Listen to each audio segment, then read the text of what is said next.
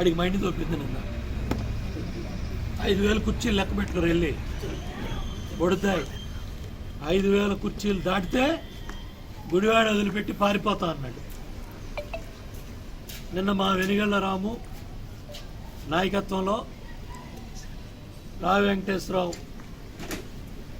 సహకారంతో పార్టీ నాయకులంతా కలిసి రా కదలరా అనే గుడివాడ బహిరంగ సభని బ్రహ్మాండంగా జయప్రదం చేశారు. పెద్ద ఎత్తున ప్రజలు తరలి వచ్చారు.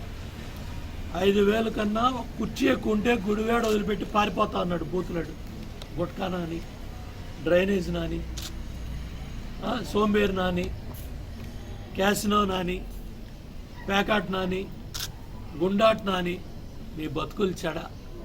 సంక్రాంతి పండగ నాడు పేదవాడు ఏదైతే అక్కడ సామాన్యుడు మధ్యతరగతి వాడు వాళ్ళ దగ్గర కూడా డబ్బులు గుంజేశారంటే 20 కోట్లు క్యాసినోలు వేయించి 20 కోట్లు కొట్టేశారు. ఎందుకురా మీ బతుకులు చెడ? ఎందుకు ఈ డబ్బులు ఏం నెత్తికేసుకుంటారా? సంపాదించావు కదా, దాన్ని డబ్బుల్లో కమిషన్ కొట్టేశావు, మిల్లల దగ్గర డబ్బులు కొట్టేశావు, గోను సంచుల దగ్గర డబ్బులు కొట్టేశావు, ఉసుక ఇసుక మట్టి పంచిపోతాలను దోసావు, 100 కోట్లు మంత్రిగా దోసేసి తీసేసిన తహసీల్దార్ నువ్వు 2.5 ఏళ్ళు 3 ఏళ్ళు మంత్రిగా పనిచేయలేవు. పడుద్దాయి ఎందుకురా మాట్లాడతావు సొల్లు కబులు? 420 నాని ఎందుకురా 420 మాటలు?